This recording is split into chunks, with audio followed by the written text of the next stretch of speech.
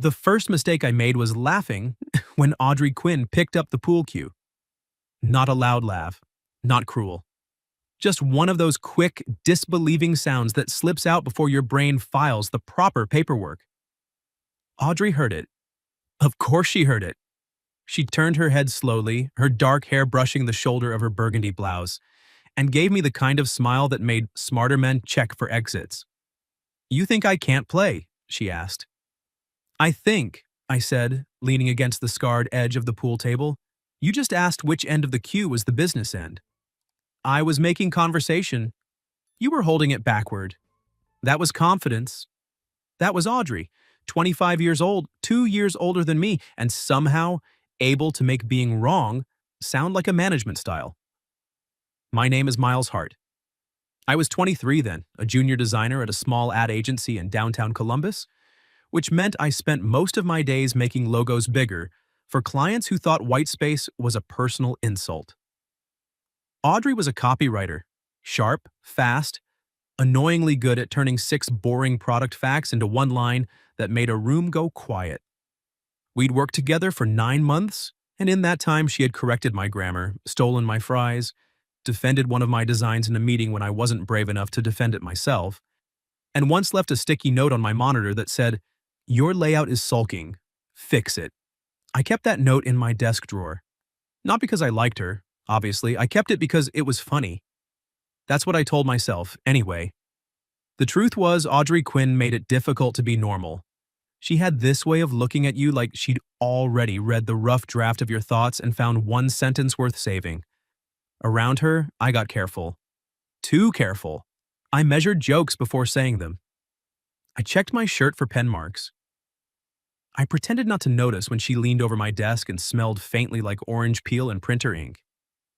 Dating coworkers was a bad idea. Dating a coworker who sat 12 feet away from me and could destroy me with an eyebrow was practically self-harm. So I did what any mature adult man would do.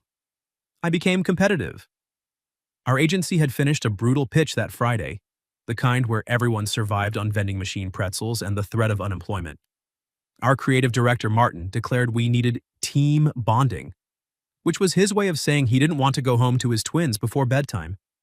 That was how 8 of us ended up at Corner Pocket after work, a narrow pool hall wedged between a taco place and a laundromat, with neon beer signs glowing in the front windows, and old rock songs playing from speakers that sounded like they'd been dropped downstairs. Audrey arrived 10 minutes after the rest of us. I noticed because I wasn't looking for her. She came in carrying her gray wool coat over one arm, cheeks pink from the cold, sleeves rolled to her elbows like she was about to negotiate a hostage release. She scanned the room, found me by the second table, and smiled just enough to make my hand tighten around my beer bottle. "You survived the Henderson pitch," she said, stopping beside me. "Barely. I saw my soul leave my body during slide 32. "That was your soul? I thought it was the stock photo of the smiling dentist." "I chose that dentist with care. You chose a man who looked excited about floss? He believed in the brand." She laughed, and that was the problem. Audrey's laugh wasn't delicate. It came out warm and surprised, like something had escaped before she could edit it. Every time I got it from her, I felt ridiculous pride, like I'd won a small private award. Across the table, our account manager, Becca, clapped her hands. "Pairs, office tournament. Losers buy nachos." "I'm with Miles," Audrey said immediately. Every head turned, even mine. "You are?" I asked. She shrugged. "You have steady hands." It was such a simple sentence. Nothing dramatic, nothing that would get anyone in trouble. But she said it while looking at my fingers around the pool cue, and for one full second, I forgot the English language. Becca made a little sound. "Interesting. It's pool," Audrey said. "Sure," Becca replied. "And I'm the Queen of England." Audrey ignored her, stepping close enough that her shoulder nearly brushed my chest as she chose a cue from the wall rack. I caught the scent of her again, citrus and paper and something soft underneath. She held one cue, tested the weight, then looked at me. "This one good?"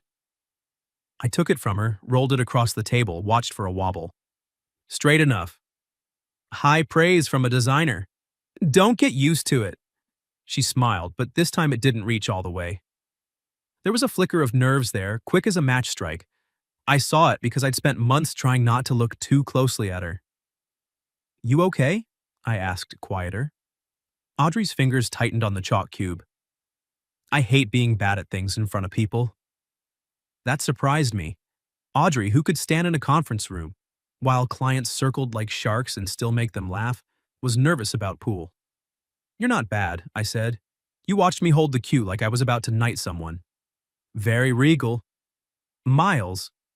I leaned closer, lowering my voice. I'll show you. No one's watching. Everyone's watching. I glanced around. Half the office was pretending not to watch with the subtlety of raccoons in a pantry. Then let's make them regret it, I said. Her eyes came back to mine. Something shifted. Not big. Not movie music big, just a small, quiet rearrangement in the air between us. I moved beside her, careful, leaving enough space for decency and not nearly enough for my pulse. Put your left hand here, I said, touching the felt. Make a bridge, not like that. You're trying to strangle the table. I'm open to feedback, not insults. That was both. She adjusted her hand. Her sleeve slipped slightly, revealing the thin silver bracelet she wore every day. I'd noticed it before. I'd noticed everything, apparently, like a complete idiot. I stood behind her, not touching at first. Q slides through here. It feels awkward. It is awkward. Pool is just geometry pretending to be a bar sport. She glanced back over her shoulder. Did you put that on your dating profile? I deleted my dating profile after a woman told me my favorite movie was a red flag. What was the movie? Jurassic Park. Audrey straightened. That woman was wrong. I know. Dinosaurs, practical effects, Jeff Goldblum sweating in a black shirt. That's culture. And there it was again. That laugh escaped me this time too. Audrey bent over the table. I reached around, not touching her, and pointed down the line of the shot. The cue ball sat near the rail. The striped 12 waited near the corner pocket. Easy tap, I said. Don't murder it. I rarely murder things on a first date. I went still. She did too. The words hung between us, brighter than the neon signs. Then she cleared her throat. Office tournament. I meant office tournament. Right, I said. Professional billiards date. Don't make it weird. You made it weird. You enjoyed it. I had no defense, so I stepped back. Audrey took the shot, the cue cracked softly, the ball rolled, kissed the 12, and the 12 dropped clean into the corner pocket. Our table erupted like she'd won Olympic gold. Audrey stood straight, eyes wide, then pointed at the pocket. I did that. You did. I'm gifted. You're coachable. Careful, Hart. I may outgrow you. I smiled before I could stop myself. I'm counting on it. Her expression changed again, softer this time. For a second, the whole noisy pool hall seemed to pull away from us.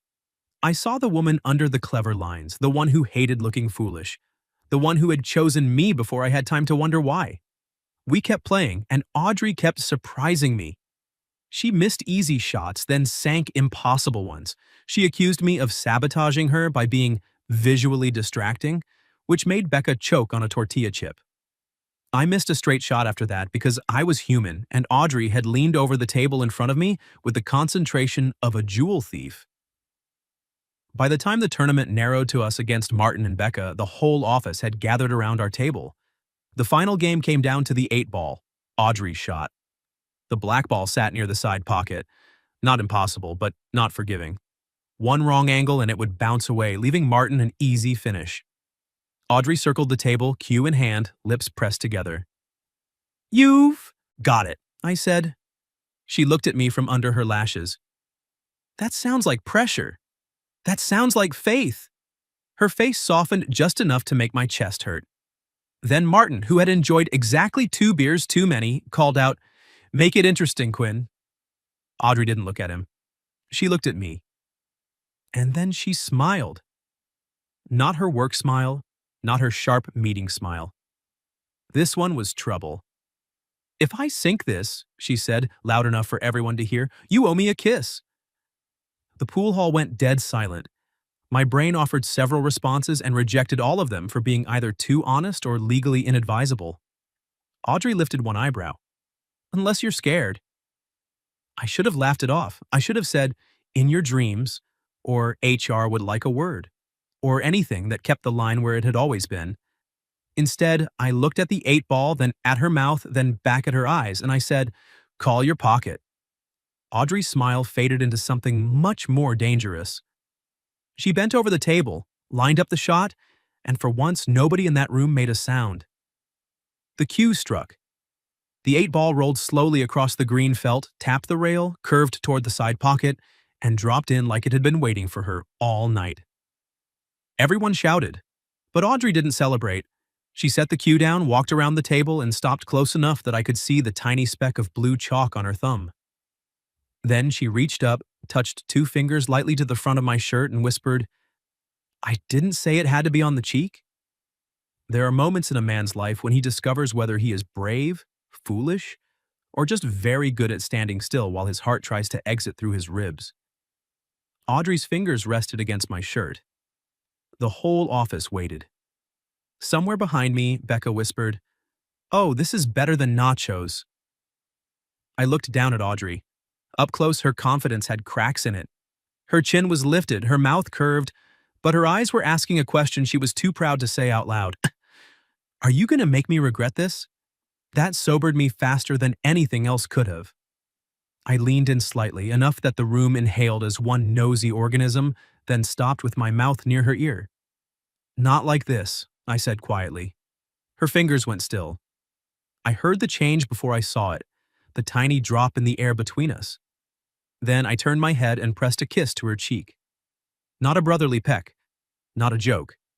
A real kiss, warm and deliberate, just below her cheekbone, where her skin smelled faintly of winter air and whatever lotion she used that made me stupid. The room exploded. Martin whooped. Becca slapped the table. Someone yelled, HR, HR, like we were at a football game. Audrey didn't move for half a second. Then she stepped back, touched the place where I'd kissed her, and looked at me like I had done the one thing she hadn't prepared for. You are impossible, she said. I've been told. That was a technicality. That was respect. Her expression shifted again, and the teasing dropped just enough for me to feel the weight underneath. Careful, she said softly. I might start expecting that from you. Before I could answer, Martin shoved a basket of nachos between us like a man determined to ruin cinema. Losers buy, he announced, despite being one of the losers, but winners can gloat. Audrey blinked, took a chip, and pointed it at him. I accept tribute. The spell broke, but not completely. For the next hour, everything was almost normal and not normal at all. Audrey stood closer than she used to. When she reached past me for a napkin, her wrist brushed mine, and neither of us moved away quickly enough to pretend it meant nothing. When Becca asked if we wanted another round, Audrey glanced at me before answering, as if we were suddenly a unit. A dangerous little word. We. At one point, she got a smear of salsa on the side of her thumb and didn't notice. I did, because apparently I had become the type of man who tracked salsa placement on attractive coworkers. I handed her a napkin. She looked at it, then at me. You always do that. Hand people napkins? Notice small disasters before they embarrass me. I shrugged. You once walked into a client meeting with a price sticker on the bottom of your heel. You told me by stepping on my shoe. Quietly heroic. You scuffed my loafer. I saved your career. She smiled down at the napkin in her hand, but the smile was gentler now. You also fixed my presentation deck at midnight last month and pretended the file had magically recovered. I felt my ears heat. It did recover. Miles. It recovered with assistance. You didn't want me to know. You were already stressed. Audrey studied me as if I had just shown her a door in a room she thought she understood. That's your problem, she said. I have several. You do kind things and then hide them like contraband. I tried to make a joke. Kindness is illegal in Ohio after 10 p.m. She didn't laugh. Instead, she stepped closer, lowering her voice beneath the noise of pool balls and classic rock. Why didn't you let me thank you? Because if you thanked me, I might have looked too happy. Because I liked being useful to you more than I liked admitting it. Because I was 23 and trying very hard not to fall for the woman who could rewrite my entire day with one sentence. I said, because you didn't need another thing to manage. Her gaze softened. Then Becca appeared beside us with the timing of a fire alarm. So, she said, smiling like a fox in earrings, are we pretending that was normal? Audrey immediately straightened. Yes, I said, absolutely. Becca nodded. Convincing, both of you, very natural. I almost forgot you two just turned a billiards wager into foreplay for people with dental insurance. Audrey choked. I covered my mouth and looked away. Becca, Audrey hissed. What? I'm supporting workplace chemistry. There is no workplace chemistry. Becca looked at me. Miles? I held up both hands. I'm too young to die in this conversation. Audrey's eyes flicked to me, amused despite herself. Coward. Strategic survivor. Becca leaned in. Fine. But Martin is already telling everyone in accounting on Monday that you two are secretly dating. Audrey's smile disappeared. That did something cold to the air. I felt it too. Not because I was ashamed, because I knew what an office could do with a rumor. I'd seen people turn a woman's talent into a footnote under who she was supposedly flirting with. Audrey had fought too hard to be taken seriously to become someone's Monday morning entertainment. She set her half-finished drink on the high-top table. I'm going to get some air. Audrey, I said, I'm fine. She wasn't dramatic about it. She just picked up her coat and moved toward the side exit near the alley, chin high, shoulders tight. I waited 3 seconds. Then I followed.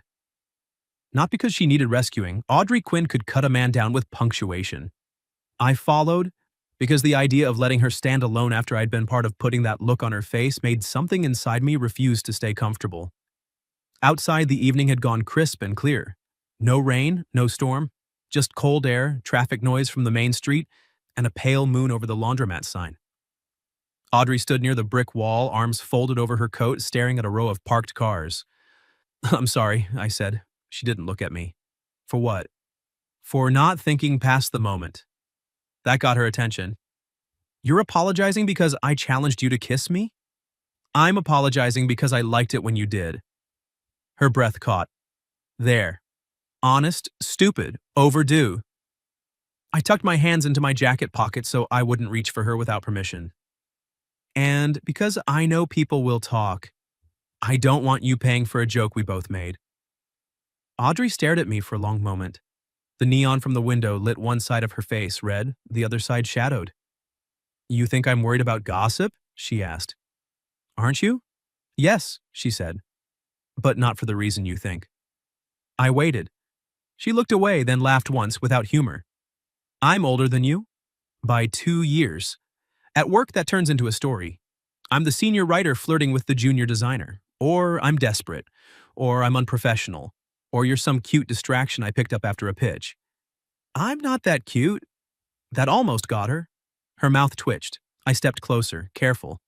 Audrey, nobody who has seen you in a client meeting thinks you need to pick up distractions. You'd be surprised what people choose to see. No, I said. I wouldn't. She looked at me then. Maybe she heard something in my voice. Maybe she remembered I was the youngest person on the creative team and constantly mistaken for the intern, even after 9 months of doing actual work while wearing an employee badge with my actual name on it. Audrey's shoulders lowered. I hate that, she said. What? When they call you kid. I blinked. She tucked a strand of hair behind her ear, suddenly focused on the sidewalk. Martin does it when he wants your ideas but not your confidence. The kid's got a good eye. Like praise with a leash on it. The warmth that moved through me had nothing to do with the cold. You notice that? I notice a lot of things, she said. I smiled a little. Dangerous habit. Apparently. A car passed, headlights sliding across her face. For once, neither of us rushed to fill the silence. Then Audrey looked at me directly. I didn't challenge you because I was drunk, she said. I've had one cider. I know. And I didn't do it only to be funny. My chest tightened. Okay, I said, though nothing about me felt okay. She took one step closer, but I also don't want to become a rumor before I know what this is. This? Her eyes dropped to my mouth for one unmistakable second, then back up. Yes, Miles, this. I forgot the cold. I forgot the alley. I forgot every smart reason to step back. What do you want it to be? I asked.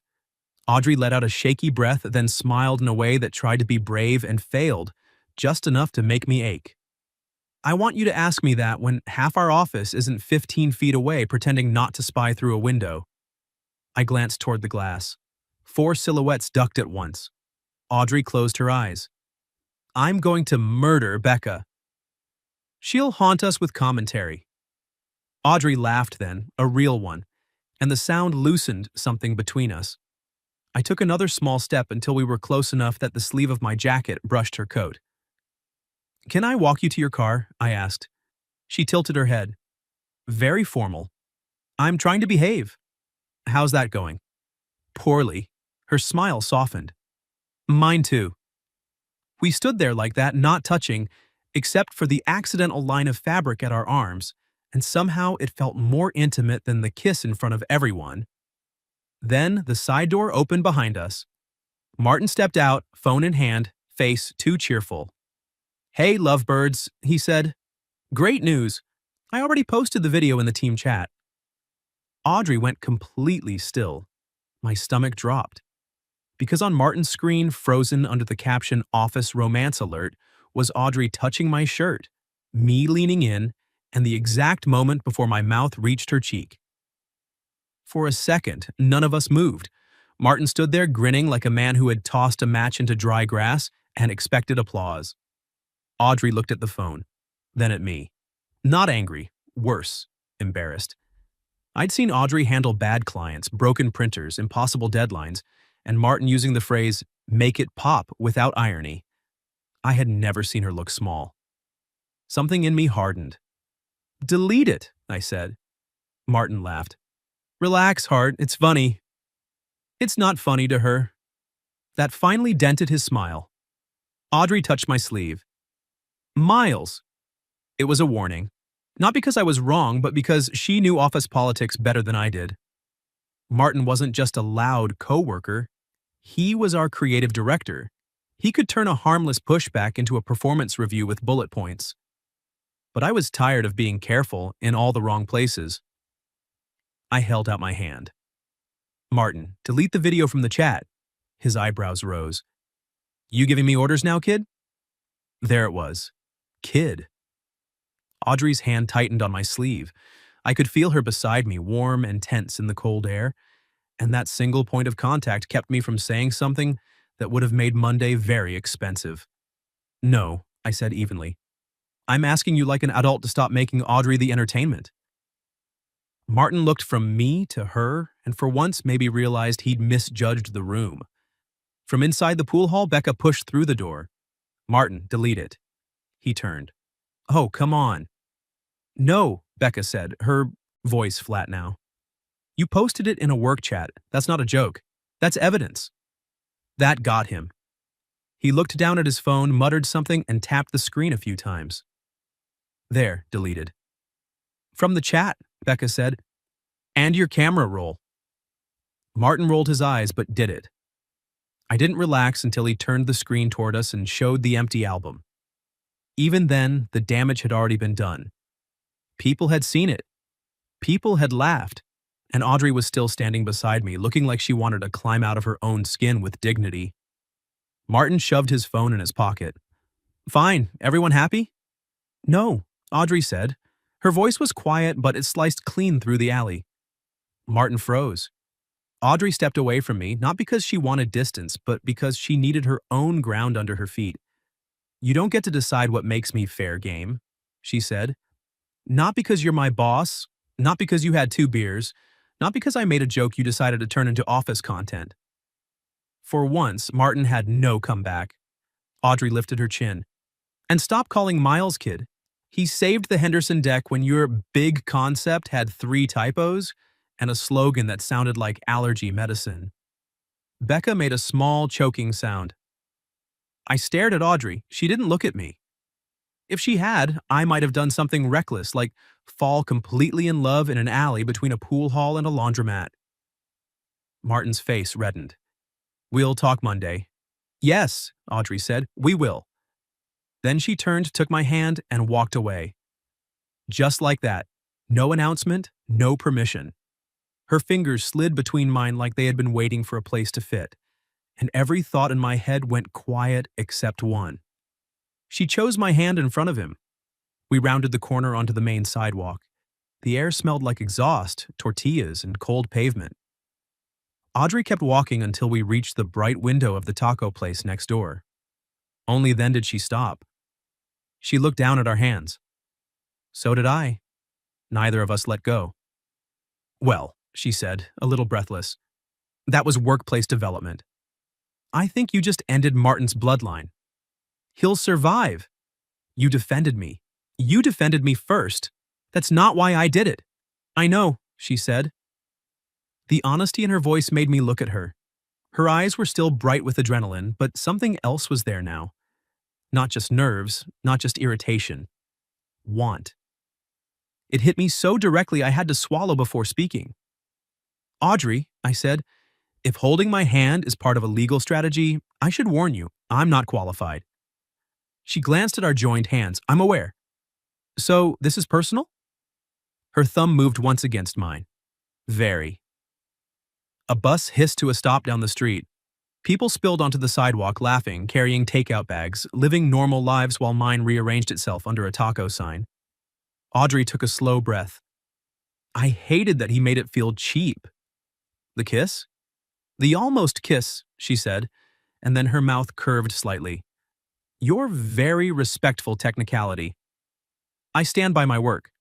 You always do, quietly. It's infuriating. I'll try to be louder about my craftsmanship. She laughed, then looked back toward the pool hall. I don't want him to be the reason we step away from this. The word we landed again, steadier this time. We don't have to decide everything tonight, I said. No. Her gaze returned to mine. But I think we should decide one thing. What? If you still owe me. Every sensible part of me stood up and filed a formal complaint.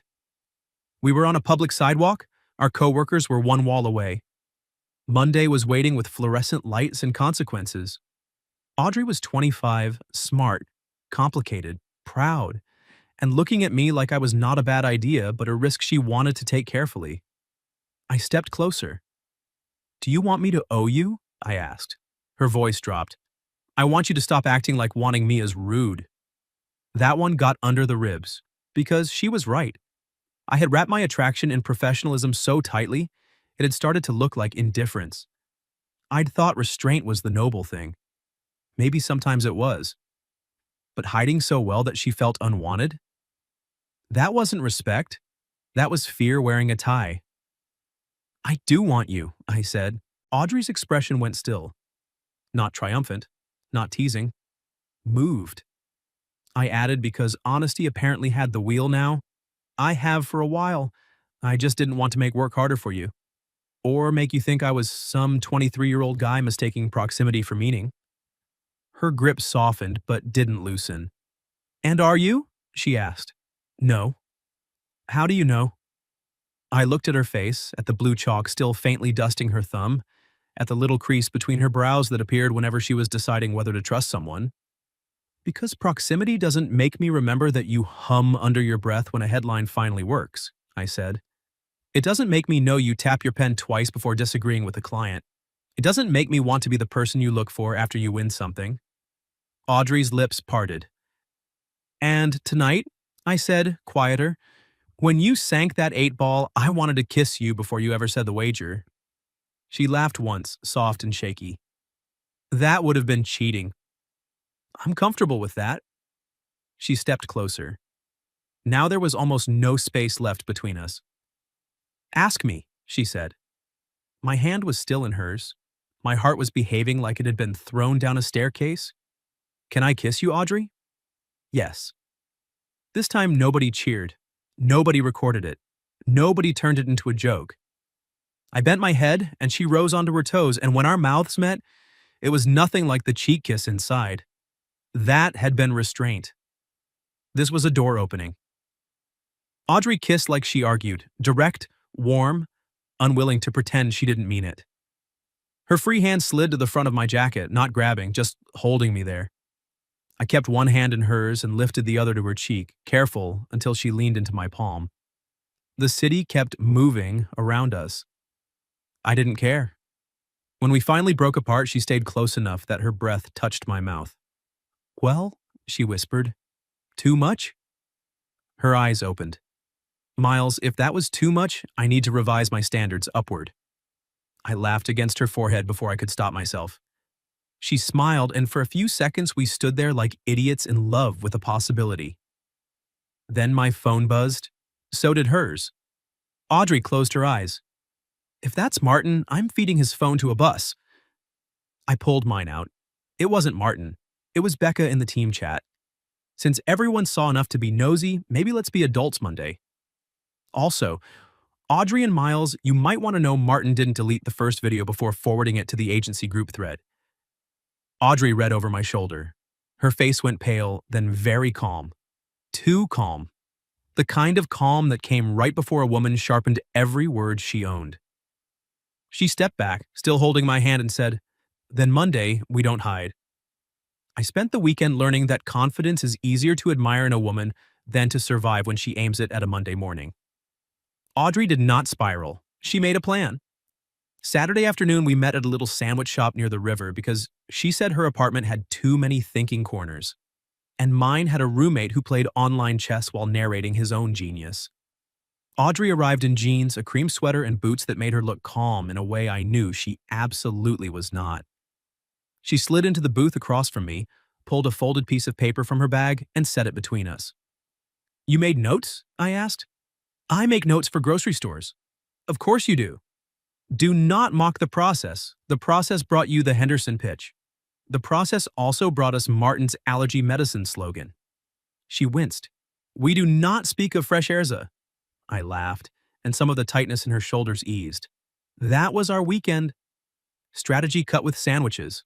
Nervous glances softened by bad jokes. Her knee accidentally touching mine under the table, then staying there like neither of us had noticed. We agreed on 3 things. 1, Martin had crossed a professional line by posting the video in agency channels. 2, Audrey did not want to pretend the kiss meant nothing just to make other people comfortable. 3, we were not going to let the office turn us into a circus. The 4th thing was unspoken until she reached for a pickle spear from my plate, took one bite, made a face, and pushed it back. "You always order the wrong. Pickles," she said. "There are correct pickles?" "Yes. These taste like they were raised without affection. I'll inform the kitchen." She smiled, then looked down at the table. "Miles?" That tone made my pulse change. "Yeah? What are we doing?" It should have been terrifying. Maybe it was. But after Friday night, after her hand in mine, after that kiss on the sidewalk, pretending felt more exhausting than honesty. I leaned forward.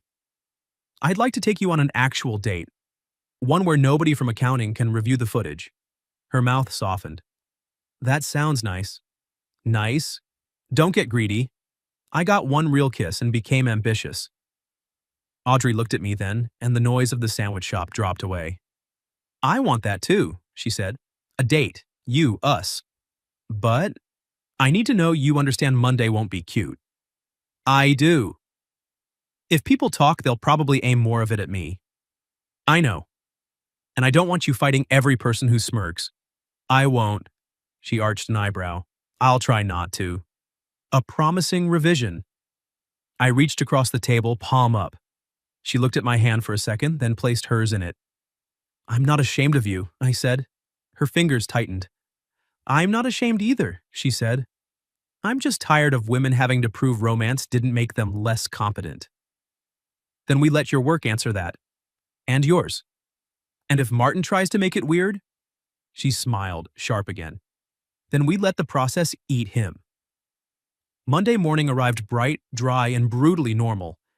No dramatic storm, no thunder, just sunlight across the agency's polished concrete floors and 27 adults pretending not to stare as Audrey and I walked in at the same time. We had not planned the entrance for effect. We'd met in the parking garage because I got there early and found her sitting in her car, hands on the steering wheel, staring straight ahead. I tapped the window.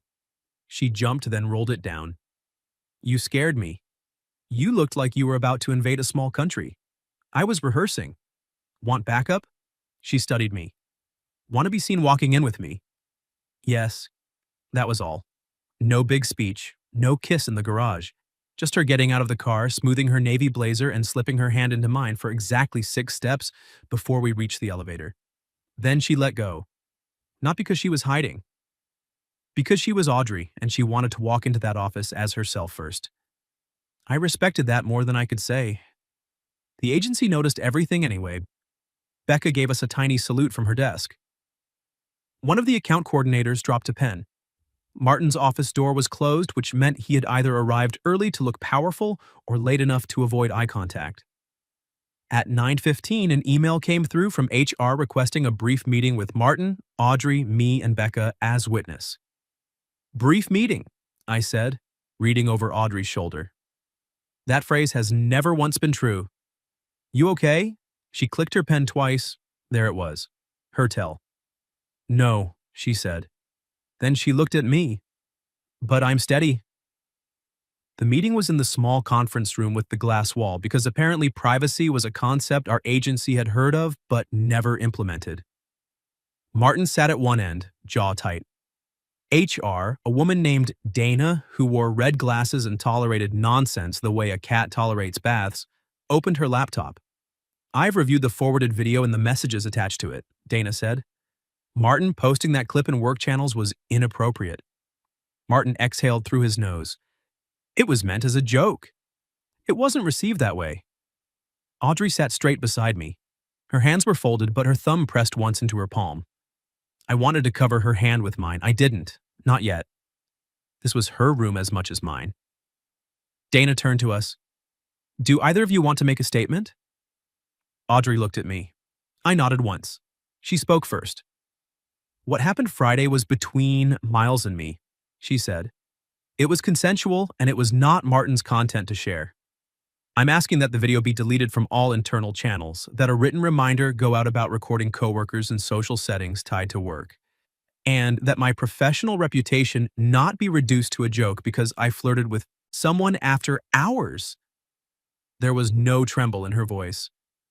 I fell for her a little harder. Dana typed, Miles? I cleared my throat. I agree with Audrey. I also want it noted that when I asked Martin to delete the video, he called me kid and dismissed the concern. That happens often enough that it affects how my work is discussed. Martin shifted. Oh, come on. Dana looked at him over her glasses. He shut up. Becca spoke next, calm and deadly, confirming everything. By the end of it, Martin looked less like a boss and more like a man discovering that charm was not a legal department. Dana closed her laptop. The video will be removed. Martin, you'll issue an apology in writing and attend management conduct training. Audrey, Miles, your personal lives are your own, but I recommend you disclose any relationship if it becomes ongoing, so reporting lines and project assignments can be handled cleanly. Relationship. The word landed in the middle of the table. Ongoing. Audrey didn't flinch, neither did I. Dana dismissed us. Outside the conference room, the office went silent in that completely unnatural way people use when they want you to know they are not listening. Audrey stopped in the middle of the creative bullpen. I stopped beside her. Martin came out behind us, red-faced. Audrey, Miles, I owe you both an apology. Audrey turned. He swallowed. I shouldn't have posted the video. It was disrespectful. I'm sorry. She held his gaze. Thank you. Then he looked at me. And I shouldn't have called you kid. No, I said, you shouldn't have. His mouth tightened, but he nodded. It could have ended there. It should have ended there. But Audrey looked around the office and saw every person pretending to examine spreadsheets, mood boards, and empty coffee cups. Then she took one step closer to me. Not hiding, not performing, just choosing. We're going to keep working like professionals, she said to the room. If anyone has questions about the campaign calendar, ask me. If anyone has questions about my personal life, don't. Becca coughed to cover a laugh. Audrey turned to me, her eyes bright with leftover adrenaline. Lunch? I smiled. Is this a work lunch or a date lunch? The office held its breath again. Audrey tilted her head. That depends. Are you going to order emotionally neglected pickles? A laugh broke somewhere near the copy desk. Then another. The tension loosened, not gone, but punctured. I looked at her, this woman who had just stood in front of a room and refused to be made smaller, and I stopped caring who saw the truth on my face. I'll order whatever pickles you respect, I said. Her smile warmed. We walked out together at noon, not hand in hand in the office, but close enough that our shoulders brushed in the elevator. The doors closed. The second they did, Audrey leaned back against the wall and let out a breath. You were good in there, I said. So were you. I almost said Martin's apology had the emotional range of a printer jam.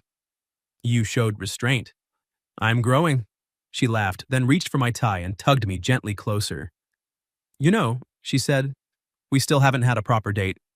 We're going to lunch. Lunch near the office while possibly being watched by Becca through binoculars is not a proper date. Fair. Her fingers remained curled in my tie. The elevator hummed downward. What about tonight? I asked. Dinner. Somewhere with no pool tables, no coworkers, and thoroughly vetted pickles. Audrey's eyes dropped to my mouth. Tonight. Too soon?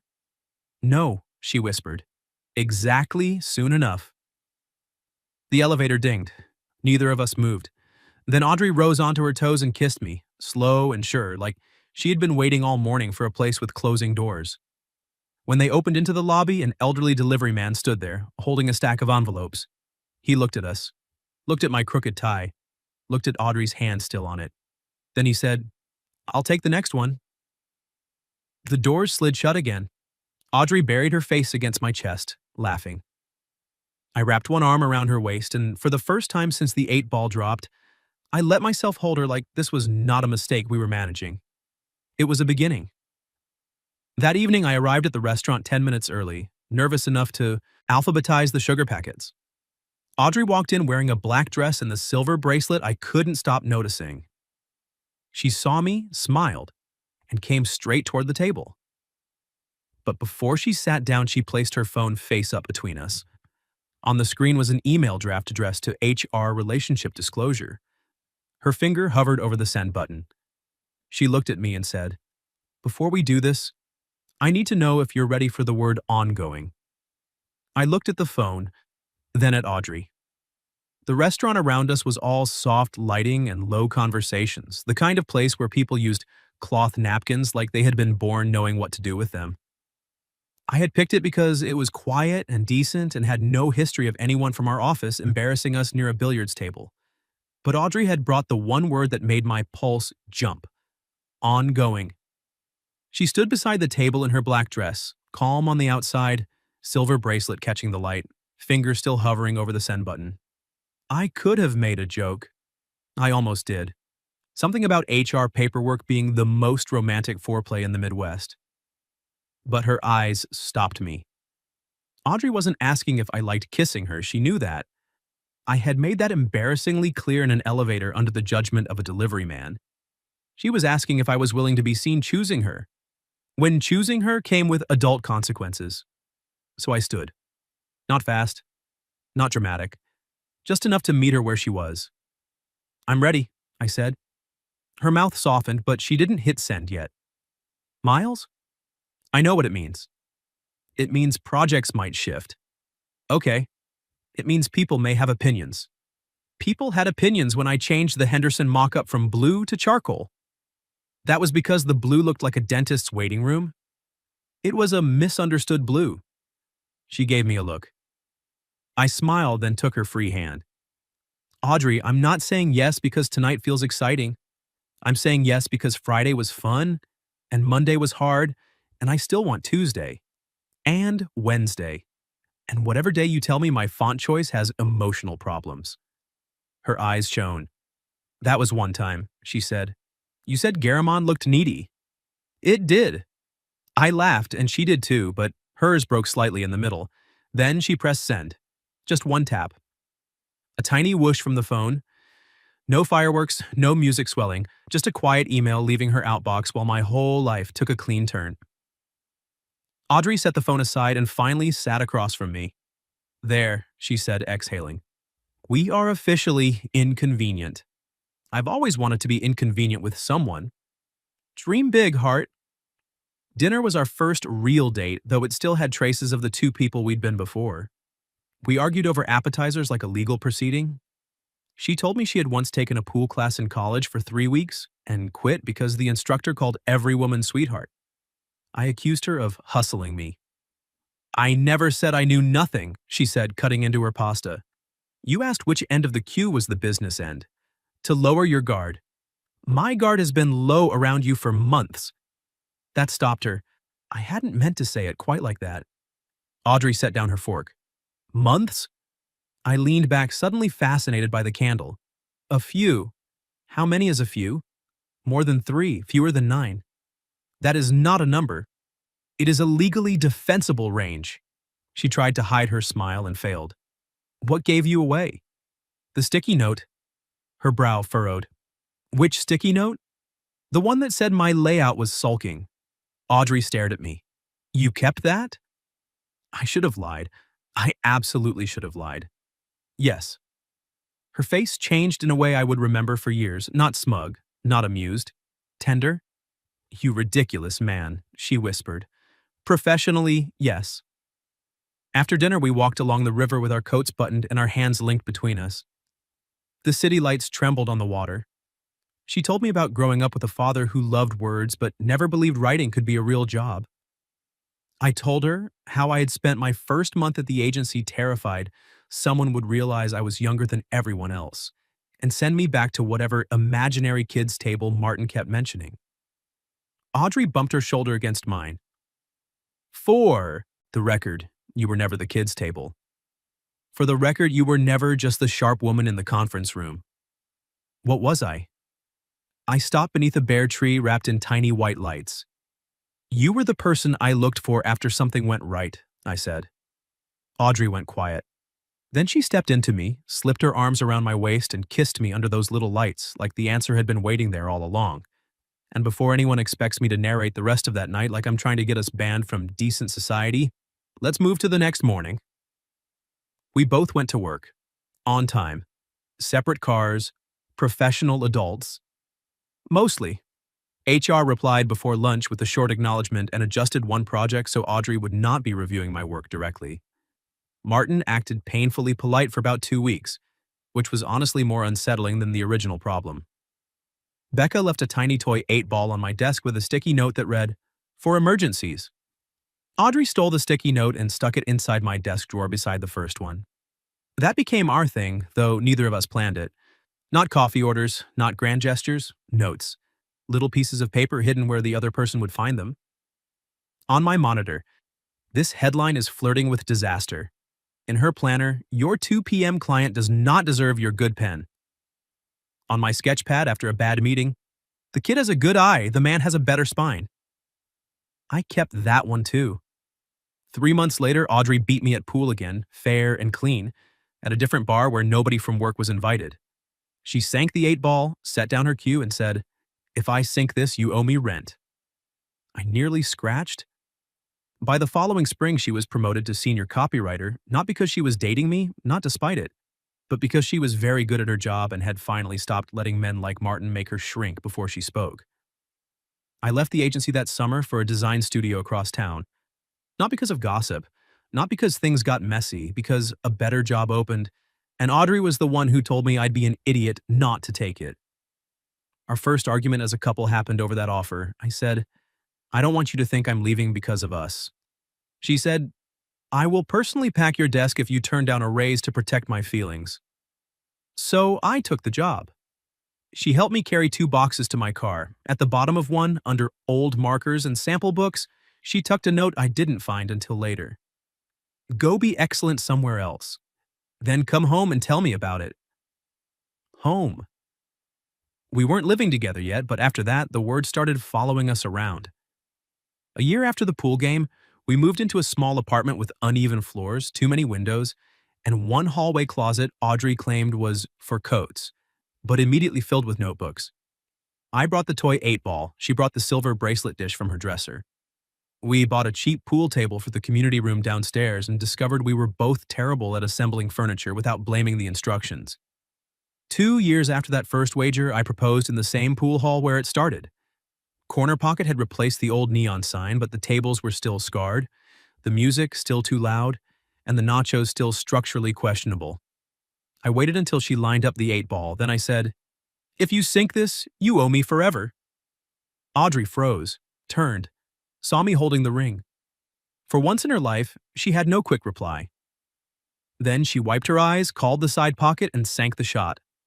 She said yes before the ball stopped rolling. We got married the next fall in a small brick venue with string lights and terrible acoustics.